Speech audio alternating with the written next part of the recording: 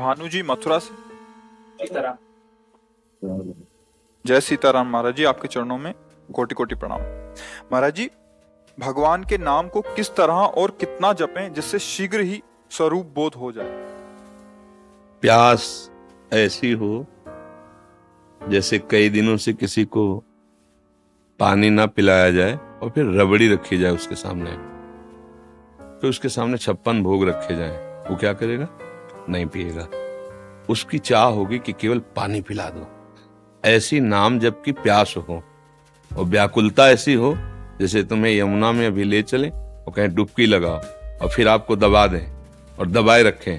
जो श्वास लेने की व्याकुलता आपके अंदर हो, वैसी व्याकुलता हो तो बिगड़ी जन्म अनेक की अब वहीं सुधरे याद, अभी भगवत साक्षात्कार हो जाए।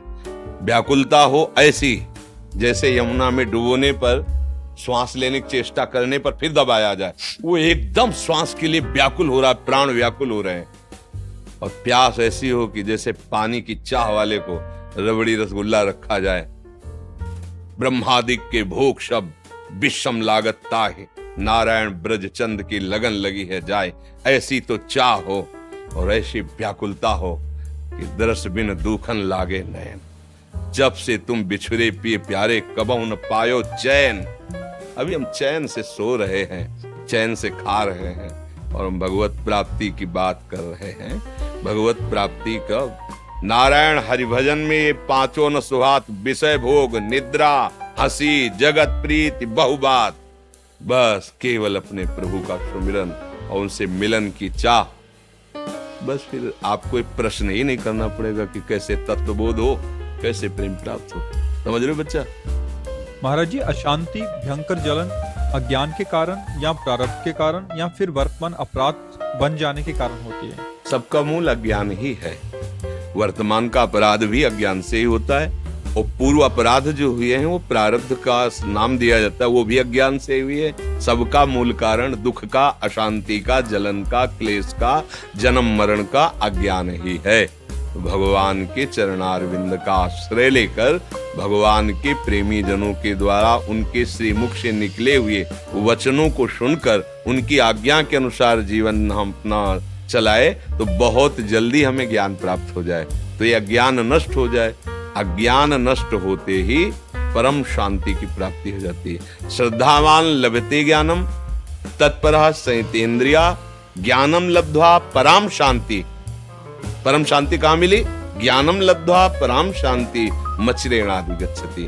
भगवत प्रेमी महात्मा और शास्त्र, इनके जो वचन हैं उनके अनुसार जब हम जीवन यापन करते हैं, उनके अनुसार चलते हैं तो हमारा ज्ञान नष्ट हो जाता है। अज्ञान नष्ट होते ही जैसे अंधेरे में क्या है मुझे पता नहीं चल रहा, पर जब प्रकाश हुआ तो पता चल गया।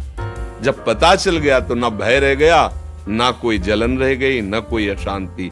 परम शांति, परमानंद की अनुभूति हो गई। किसका प्रश्न था? हाँ, खूब नाम जप करो, भगवद आश्रित रहो, माता पिता की सेवा करो। अभी नई अवस्था है, ब्रह्मचर्य पर दृष्टि रखो, गंदे आचरणों की वृत्ति वाले लोगों का संग न करो, दृश्य न देखो, वैसा बात न करो। बड़े भाग्य हैं जो आप परमार्थ संबंधी जिज्ञासा रखते हैं, पर इसकी अनुभूति के लिए जैसा आदेश हो गुरुजनों का, शास्त्रों का, वैसे चलने पर अनुभूति होगी। प्रश्न करना उतना लाभदायक नहीं होगा जितना आचरण में उतारना लाभदायक होगा।